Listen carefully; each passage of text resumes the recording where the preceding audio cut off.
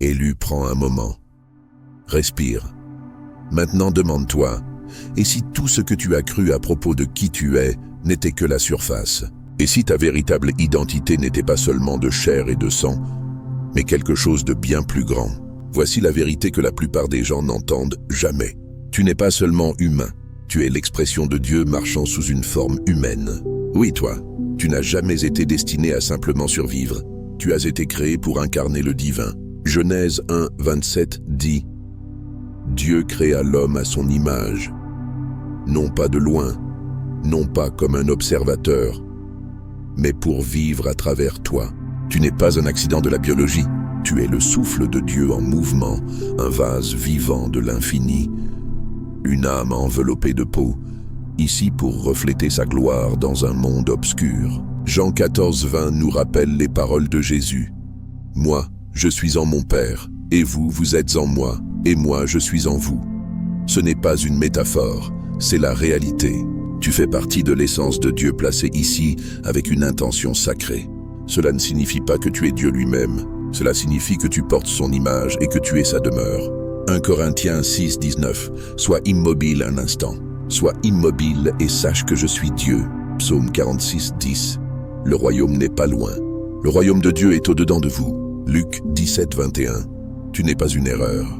Tu n'es pas un accident. Tu es une pensée délibérée dans l'esprit de Dieu, parlée à l'existence avec un but et avec amour. Regarde autour de toi. Chaque plante, chaque animal, chaque battement de cœur est Dieu qui fait l'expérience de la création. La vie elle-même est le divin explorant son chef-d'œuvre. Et toi, tu es la couronne de ce chef-d'œuvre. Alors ne recule pas. Ne vis pas petit.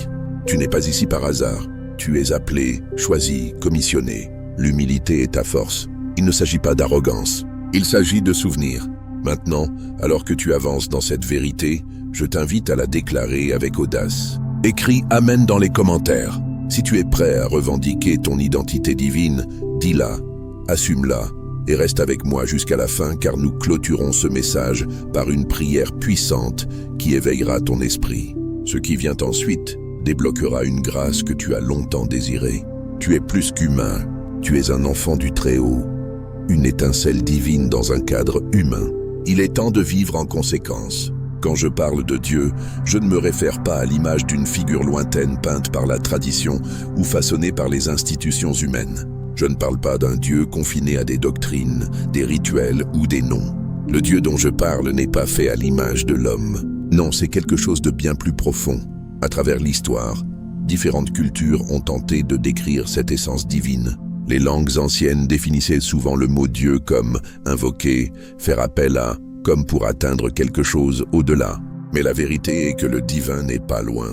La source est plus proche que ton souffle. Ce que je décris n'est pas une personne assise sur un trône dans le ciel, mais l'intelligence infinie qui maintient l'univers. C'est la conscience éternelle qui donne naissance aux galaxies et qui parle dans le silence de ton âme. C'est la même puissance divine qui a insufflé la vie à la poussière et a façonné ton esprit avant le commencement du temps. C'est ce que les anciens mystiques et prophètes ont su de longue date. Dans la philosophie hindoue, cela s'appelle Brahman, la réalité absolue, l'un de qui toute chose découle. Dans la Bible, Paul y fait allusion dans Actes 17, 28. En lui, nous avons la vie, le mouvement et l'être. Non pas à côté de lui, mais en lui. Alors je te demande, quand tu dis « je suis », qui est ce « je » ? Est-ce ton corps, tes pensées, la voix qui bavarde dans ton esprit? Non, cette voix c'est l'ego. C'est juste le bruit à la surface. Le vrai toi, c'est celui qui écoute, l'observateur silencieux, l'âme sous tout cela. Jésus a dit dans Matthieu 6, 22, « L'œil est la lampe du corps. Si ton œil est en bon état, tout ton corps sera éclairé. » Mais qu'est-ce que cet œil intérieur? Cette conscience, ce n'est pas ta vue physique, c'est ta perception spirituelle, ta conscience éveillée à la vérité de ton origine divine. Le principe hermétique énonce que tout est esprit. Mais cela ne signifie pas que ton cerveau est le centre de la réalité. Cela signifie que l'univers lui-même est né de la conscience, la grande conscience illimitée de laquelle toute création jaillit. Ton âme n'est pas séparée de cette source. Elle en est une extension. Tu n'es pas un spectateur dans la vie. Tu ne fais pas que réagir à des événements aléatoires. Chaque joie que tu as goûtée, chaque chagrin que tu as enduré, rien de tout cela ne t'est arrivé. Tout cela a coulé à travers toi. Toi, en tant qu'âme, tu es le témoin de tout cela. Tu n'es pas la tempête, tu es le ciel à travers lequel elle passe. C'est ce dont le sage antique Tahuti, connu par certains sous le nom de Thoth l'Atlante, a parlé lorsqu'il a dit « Sache que tu es le maître, tout le reste est produit de l'intérieur. Tu n'es pas séparé du divin, tu en es tissé. » Dans Ésaïe 46, 9, 10, Dieu déclare « Je suis Dieu, et il n'y en a point comme moi. Dès le commencement, j'annonce la fin, et longtemps d'avance, ce qui n'est pas encore fait. » Cette même voix, cette même force créatrice est celle qui chuchote en toi en ce moment même. Tu n'es pas ici par accident, tu es un écho divin de cette parole éternelle. Tu n'as pas à lutter pour devenir digne, tu l'es déjà. Non pas à cause de ce que tu fais, mais à cause de qui tu es vraiment sous tout cela. Un vase de gloire, un porteur de lumière, une âme qui porte la flamme éternelle. Alors arrête de chercher le sens en dehors de toi-même. Le royaume de Dieu est en toi. Luc 17, 21. Plus tu écoutes, plus tu te souviendras. Tu n'es pas ici pour chercher l'illumination. Tu es ici pour irradier la présence divine là où tu te trouves. Prendre une respiration. Apaise tes pensées. Laisse cette vérité s'installer dans ton esprit. Tu n'es pas seulement une partie de la création. Tu es un vase du divin à travers lequel la plénitude de Dieu choisit de faire l'expérience de la vie. Chaque souffle que tu prends, chaque pensée qui traverse ton esprit, chaque émotion que tu ressens, tout cela est le mouvement de l'intelligence divine qui coule à travers toi. Mais voici le mystère. Tu n'es pas ton corps, tu n'es pas tes pensées, tu n'es même pas tes émotions. Tu es celui qui est derrière tout cela. L'âme éternelle, le témoin silencieux, l'étincelle sacrée placée dans un cadre temporaire de chair et d'os. Comprendre cela ne fait pas que changer ta perspective. Cela brise l'illusion. Tu ne vis pas seulement le jeu, tu es le jeu. Tu es le terrain, le joueur et le souffle qui donne vie à tout cela. Cette vie ne consiste pas à devenir divin, tu l'es déjà. La tâche n'est pas d'atteindre la sainteté, c'est de te souvenir de qui tu as toujours été. Mais nous oublions. Nous nous enlaçons dans les rôles, les identités et le bruit de l'ego. Et l'ego, bruyant, insécure et toujours affamé, essaye de nous convaincre que nous sommes séparés, petits et brisés. Mais les Écritures racontent une histoire différente. Dans le psaume 82, 6, Dieu dit « Moi j'avais dit, vous êtes des dieux, vous êtes tous des fils du Très-Haut. » Ce n'est pas de l'arrogance, c'est l'origine. Tu viens de la source et à la source tu appartiens. Le processus de l'éveil à cette vérité n'est pas sans danger. À travers l'histoire, la connaissance de notre nature divine a été détournée, déformée en orgueil, en pouvoir ou en manipulation. Même l'ennemi a cité les Écritures à Jésus dans le désert.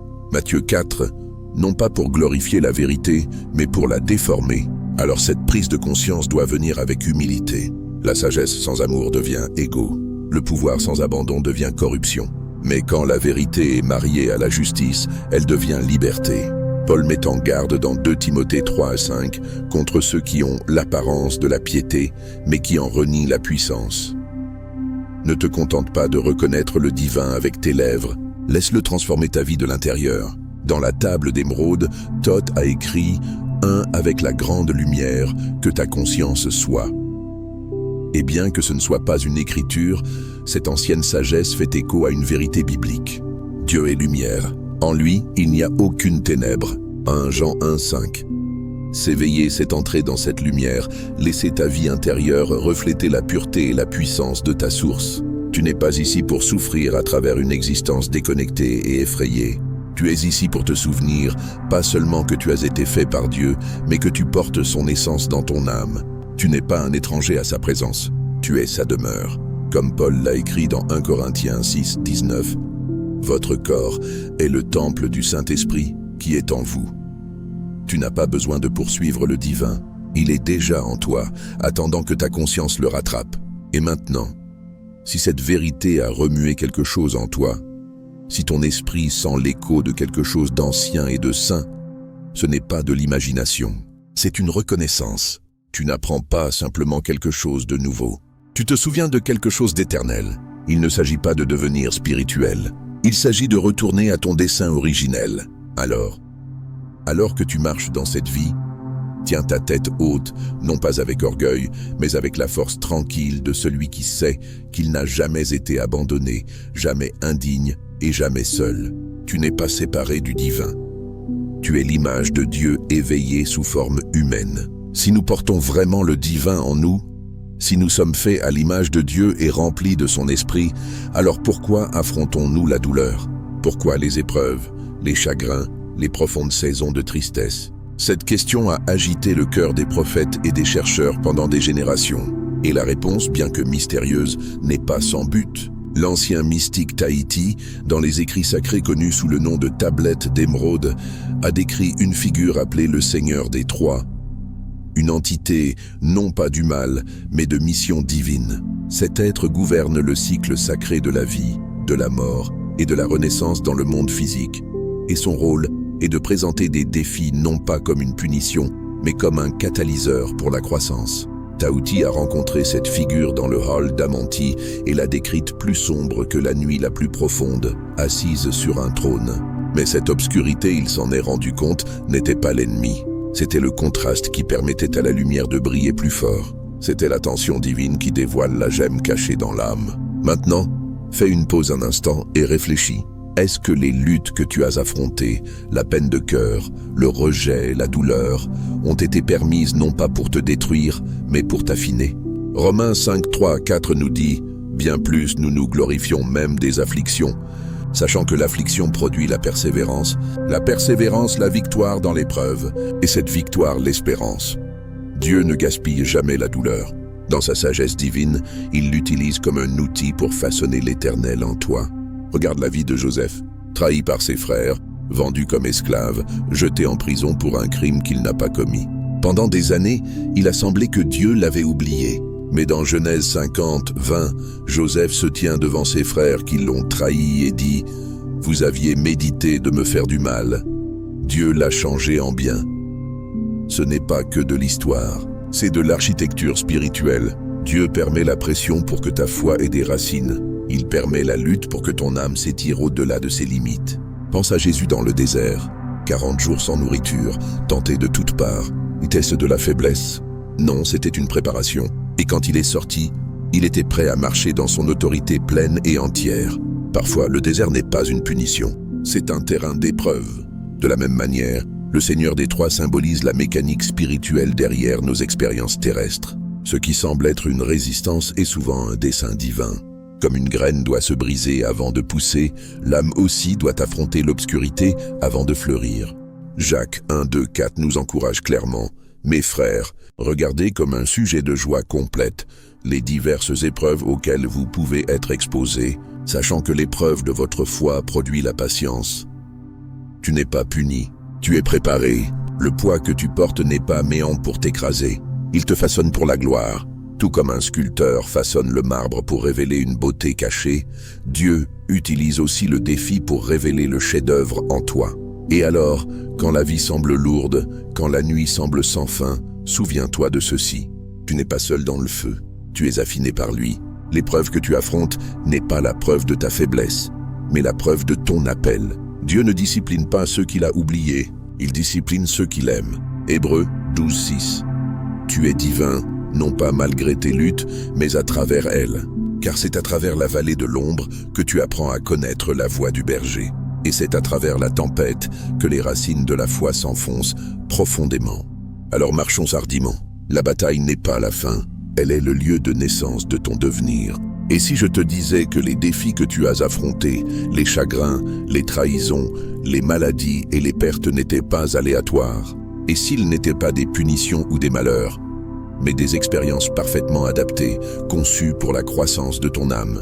C'est l'un des mystères les plus profonds de la vie, la douleur avec un but. Alors que nos yeux humains peuvent voir le chaos, les yeux de l'esprit perçoivent un dessein. Les luttes que tu as rencontrées n'étaient pas des accidents, c'étaient des rendez-vous divins parfaitement mesurés pour rencontrer ton niveau actuel de développement spirituel. Dieu n'est pas imprudent avec ta vie, sa main façonne même la tempête. Romains 8, 28 nous rappelle, nous savons du reste, que toute chose concourt au bien de ceux qui aiment Dieu, de ceux qui sont appelés selon son dessein. Non pas certaines choses, mais toutes choses, même celles qui ont failli te briser. Ces défis ne sont pas méants pour te détruire, ils sont forgés pour t'affiner. Tout comme le feu purifie l'or, de même les épreuves purifient l'âme. C'est l'alchimie spirituelle qui transforme la faiblesse en sagesse, les blessures en force et le désespoir en une intimité plus profonde avec Dieu. Pense à David. Avant d'être roi, il était berger. Avant de tenir le trône, il a affronté des lions, des ours et des géants. Chaque épreuve l'a préparé. Dans 1 Samuel 17, David dit à Saül que le même Dieu qui l'a délivré de la patte du lion et de l'ours le délivrera de Goliath. Les batailles passées sont devenues la preuve des victoires futures. De la même manière, tes chapitres les plus douloureux ne sont pas des reculs. Ce sont des préparations pour une percée divine. Quand Taouti, l'ancien sage, a parlé du Seigneur des Trois dans des écrits mystiques, il ne décrivait pas une figure cruelle orchestrant des souffrances aléatoires. Il décrivait une force qui place devant nous les défis mêmes que nos âmes requièrent pour évoluer, pour devenir des participants conscients à notre transformation. Bien que ces enseignements proviennent de textes anciens, ils font écho à la vérité intemporelle de Galates 6:7. Ne vous y trompez pas, on ne se moque pas de Dieu. Ce qu'un homme aura semé, il le moissonnera aussi. Nous pensons souvent à cette loi en termes moraux, mais elle est aussi profondément spirituelle. Tu moissonnes la sagesse de la tristesse, tu récoltes la force de la souffrance. Ces cycles ne sont pas une punition, ils sont une préparation. Et il ne s'agit pas seulement de toi. Ta guérison contribue à un éveil collectif. Chaque fois que tu rises de tes cendres, tu envoies une ondulation dans le monde. Tu aides à élever la conscience de l'humanité, comme Paul l'a écrit dans 2 Corinthiens 1:4. Béni soit Dieu qui nous console dans toutes nos afflictions, de manière que, par la consolation dont nous sommes l'objet de la part de Dieu, nous puissions consoler ceux qui se trouvent dans quelque affliction que ce soit. Même les disciplines séculières, le travail sur l'ombre, la méditation, le travail respiratoire offrent des voies pour traiter notre douleur. Ils deviennent des outils qui nous aident à affronter ce que nous avons enterré. Et en l'affrontant, nous trouvons la liberté. Mais en tant que chrétiens, nous allons plus loin. Nous abandonnons tout aux pieds de Christ qui a porté nos douleurs et nos souffrances. Ésaïe 53:4. Essaye ceci. Pense à une épreuve que tu as endurée. Maintenant, au lieu de la voir comme quelque chose qui t'est simplement arrivé, demande-toi, et si mon âme avait choisi de traverser cette tempête avec Dieu à mes côtés pour débloquer un niveau plus profond de compassion, de foi ou de but? Ce changement de perspective n'efface pas la douleur, mais il récupère sa valeur. Il transforme ton histoire d'une histoire de survie en une histoire d'intention sacrée. Taouti a dit un jour, « Sache que tu iras toujours de l'avant, mu par la loi de cause et d'effet, jusqu'à ce qu'à la fin les deux ne deviennent qu'un. » En termes bibliques, cela fait écho dans Apocalypse 21:5. « Voici, je fais toutes choses nouvelles, même ta souffrance, même ton ombre, même ton passé. » Dieu n'est pas seulement en train de te guérir, il t'évolue. Et la douleur qui t'a autrefois défini deviendra la preuve même que la grâce œuvrait toujours en arrière-plan, t'attirant vers la plénitude de qui tu étais toujours destiné à être. Comment vis-tu en tant qu'être divin au milieu de la vie de tous les jours? Comment portes-tu la vérité que tu es créé à l'image de Dieu, son souffle vivant en toi, tout en étant coincé dans les embouteillages, confronté au délai, ou faisant face à des gens qui testent ta patience? Cela commence par cette vérité. Chaque instant est sacré, chaque personne, chaque situation, même les parties les plus banales de ta journée, sont tissées dans la tapisserie du dessein éternel de Dieu. Rien n'est aléatoire. Ce collègue difficile, ce retard qui a ruiné ton emploi du temps, ce ne sont pas des irritations. Ce sont des invitations, des opportunités de grandir en patience, en compassion et en présence. Dans Matthieu 25:40, Jésus nous rappelle « Toutes les fois que vous avez fait ces choses à l'un de ces plus petits de mes frères, c'est à moi que vous les avez faites. » Cette vérité s'étend au-delà de la charité. Elle parle de la façon dont nous répondons à chaque moment au divin caché à la vue de tous. L'ancienne sagesse de Taouti fait écho à cela quand il dit « Tourne tes pensées vers l'intérieur, non vers l'extérieur. Trouve maintenant la lumière de l'âme en toi. » Ce n'est pas que de la poésie spirituelle, c'est un guide pratique. Ton monde extérieur est façonné par ta vie intérieure. Proverbe 4:23 déclare « Garde ton cœur plus que toute autre chose, car de lui viennent les sources de la vie. Vivre comme le divin sous forme humaine ne consiste pas à accomplir des miracles ou à atteindre la perfection spirituelle.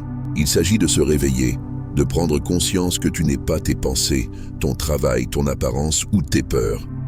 Tu es l'âme éternelle, le témoin silencieux derrière tout cela. Il y a une immobilité en toi, un centre sacré intact par le chaos. Ésaïe 30:15 le dit magnifiquement. C'est dans la tranquillité et la confiance que sera votre force. C'est le fondement. Alors que tu vis à partir de cet espace, ton monde extérieur commence à refléter cette paix intérieure. Tu commences à vivre avec un but, non pas poussé par l'ambition, mais par la conscience. Non pas pour impressionner, mais pour exprimer la gloire de celui qui vit en toi. Cela ne signifie pas rejeter les objectifs ou les responsabilités. Cela signifie changer ton identité de faire à être, de lutter à demeurer, de réagir à répondre dans l'amour. C'est ce que Jésus a modelé quand il a marché parmi nous. Ne pas se précipiter, ne pas lutter, mais se mouvoir avec une intention divine, toujours conscient de la présence du Père. Essaie cette pratique. Quand tu es submergé, fais une pause. Prends une respiration. Au lieu de réagir, deviens l'observateur. Regarde tes pensées passer comme des nuages dans le ciel. Ne t'y accroche pas. Ne les combats pas. Contente-toi de les remarquer. C'est ce que certains appellent la conscience sans choix, ce que Paul pourrait décrire comme prenant toute pensée captive. 2 Corinthiens 10:5, mais avec grâce, pas avec force. Tu n'es pas tes émotions, tu n'es pas tes circonstances. Tu es la lumière de Dieu se déplaçant à travers cette expérience temporaire appelée vie. Le corps que tu habites est un temple. Oui, honore-le, nourris-le, mais ne le confonds pas avec ton vrai moi. Comme Paul l'a dit dans 2 Corinthiens 5:1, car nous savons que si cette tente où nous habitons sur la terre est détruite, nous avons dans le ciel un édifice qui est l'ouvrage de Dieu, une demeure éternelle.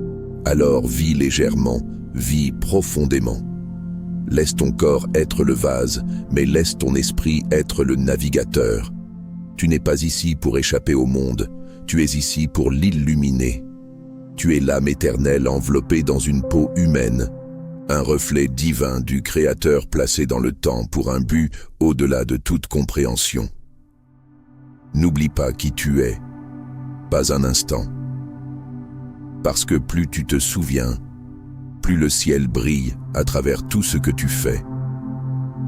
Dans les lieux tranquilles de ton âme, commence à reconnaître cette vérité sacrée. Chaque personne que tu rencontres est un reflet du divin.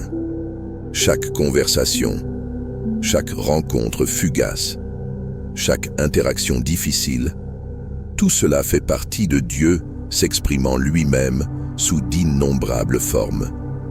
Ce collègue qui te frustre, cet étranger qui t'a blessé, eux aussi marchent sur leur chemin du devenir, façonnés par des histoires que tu ne peux pas voir. Eux aussi portent le souffle de Dieu, aussi caché qu'il puisse paraître. Quand nous voyons véritablement les autres à travers cette lentille, la compassion devient non pas juste une vertu, mais une réponse naturelle. Dans Colossiens 3:12, il nous est dit « Ainsi donc, comme des élus de Dieu, saints et bien-aimés, revêtez-vous d'entrailles de miséricorde, de bonté, d'humilité, de douceur, de patience. Ce ne sont pas que des idéaux, ce sont des moyens d'honorer l'image divine chez les autres. Mais la compassion doit commencer par toi-même. Beaucoup portent une honte silencieuse, une critique intérieure et une douleur non résolue. Pourtant, le psaume 103:13 nous dit « Comme un père a compassion de ses enfants, l'Éternel a compassion de ceux qui le craignent. Dieu ne te fait pas honte, il te comprend, et tu dois apprendre à offrir cette même grâce à l'intérieur. » Les émotions aussi font partie de ce voyage sacré. Elles ne sont pas ton ennemi, elles ne sont pas une faiblesse. Elles sont de l'énergie en mouvement. Des outils qui aident l'âme à explorer toute la profondeur de l'expérience humaine. La joie, le chagrin, la colère, l'amour, Elles enseignent, étirent et te façonnent. La clé n'est pas de les réprimer ou de s'y accrocher, mais de les laisser passer à travers toi, et ce faisant, de les transmuter en sagesse. Même Jésus a pleuré. Même Jésus s'est mis en colère. Pourtant, il ne s'est jamais perdu dans la tempête de l'émotion. Il l'a traversée avec clarté et but, nous montrant que l'émotion n'est pas un péché. C'est ce que nous en faisons qui nous définit. Et puis, il y a la gratitude, la lentille à travers laquelle toute la vie commence à avoir un sens. 1 Thessaloniciens 5:18 nous exhorte. Rendez grâce en toutes choses, car c'est à votre égard la volonté de Dieu en Jésus-Christ. La gratitude n'est pas seulement pour les bons moments, elle est pour les vallées, les chagrins, les moments où Dieu semble silencieux. Pourquoi ? Parce que chaque expérience est une invitation à grandir. Cette vie ne consiste pas à se détacher des autres ou à s'élever au-dessus d'eux. Il s'agit d'entrer plus profondément dans le mystère de l'unité, que nous sommes tous des fils dans la même tapisserie divine. Chaque âme, chaque histoire, chaque cicatrice fait partie de Dieu faisant l'expérience de lui-même à travers nous. Tu n'es pas séparé, tu n'es pas perdu, tu es l'image vivante de Dieu, t'éveillant un moment à la fois à la vérité éternelle déjà écrite en toi. Au final, tout ce voyage ne consiste pas à devenir quelque chose de nouveau. Il s'agit de te souvenir de qui tu es déjà. Tu n'es pas séparé de Dieu. Tu es son reflet, son souffle, son enfant placé dans ce monde, non pas seulement pour y survivre, mais pour le sanctifier par l'amour, la présence et la vérité. Tu portes l'étincelle de l'éternité dans un cadre humain fragile. Mais ton âme est incassable parce qu'elle est enracinée dans le divin. Tout ce que tu as vécu, joie et chagrin, clarté et confusion, a fait partie d'un déploiement divin. Les difficultés n'étaient pas des punitions, c'étaient des terrains d'entraînement sacrés. Les personnes dans ta vie n'étaient pas aléatoires, c'étaient des miroirs envoyés pour révéler la vérité en toi. Alors vis éveillé, pratique l'immobilité, laisse la gratitude recadrer ta douleur. Vois l'image de Dieu sur le visage des étrangers, dans ton propre reflet et même dans tes ennemis. Ralentis assez pour entendre le doux chuchotement de l'esprit en toi. Prends soin de ton corps comme du temple qu'il est, mais ne l'adore pas. Laisse tes émotions passer à travers toi comme le vent à travers les arbres et apprends d'elles sans devenir elles. Souviens-toi toujours de ceci. Tu ne luttes pas pour la sainteté. Tu y retournes. Et dans ce retour, tu ne te transformes pas seulement toi-même. Tu deviens une lumière pour les autres. Parce que plus tu marches dans la vérité de qui tu es, plus le ciel se déverse de toi dans le monde qui t'entoure. C'est ainsi que le royaume vient à travers toi pleinement éveillé, pleinement vivant. Avant de conclure, je t'invite à apaiser ton cœur. Ouvre ton esprit. Ce n'est pas qu'une prière, c'est un retour à la vérité de qui tu es. Laisse ces mots te submerger. Laisse-les éveiller en toi quelque chose d'ancien et d'éternel. Père céleste, nous nous présentons devant toi aujourd'hui non pas comme des étrangers ou des mendiants, mais comme des fils et des filles, porteurs de ton image, reflets de ta gloire. Nous te remercions pour le souffle dans nos poumons, pour l'étincelle divine qui bat dans notre poitrine. Seigneur, aujourd'hui nous nous souvenons.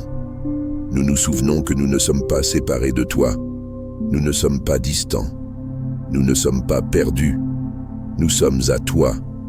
Tu nous as créés à ton image, non pas pour vivre de petites vies de peur et de doute, mais pour marcher comme porteurs de ta présence dans un monde obscur. Tu nous as façonnés avec intention, placé l'éternité dans nos cœurs et nous as appelés bons. Père, aide-nous à nous voir comme tu nous vois, choisis, saints, bien-aimés. Que chaque mensonge qui dit que nous sommes indignes ou sans amour soit brisé au nom de Jésus. Seigneur, rappelle-nous que nous ne sommes pas notre douleur, nous ne sommes pas notre passé, nous ne sommes pas nos échecs, nous sommes les rachetés, nous sommes les appelés. Tu n'es pas seulement au-dessus de nous, tu es en nous. Comme il est dit dans Colossiens 1:17, Il est avant toute chose, et toutes choses subsistent en lui. Alors, aide-nous à vivre à partir de cette vérité, à nous mouvoir dans cette vie avec grâce, à aimer profondément, et à te voir en chacun que nous rencontrons. Dieu, nous abandonnons l'ego, la voix qui dit que nous ne sommes pas assez, l'orgueil qui nous sépare des autres. Brûle l'illusion, éveille la conscience de notre âme. Rends-nous assez immobiles pour t'entendre, assez audacieux pour te suivre et assez humbles pour te servir. Père, pour chaque blessure que nous portons, nous invitons ta guérison. Pour chaque tempête que nous affrontons, nous faisons confiance à ton but. Transforme nos épreuves en témoignages. Que chaque pièce brisée devienne un lieu de beauté. Façonne-nous non pas par la facilité, mais par la grâce. Affine-nous dans le feu et laisse ta gloire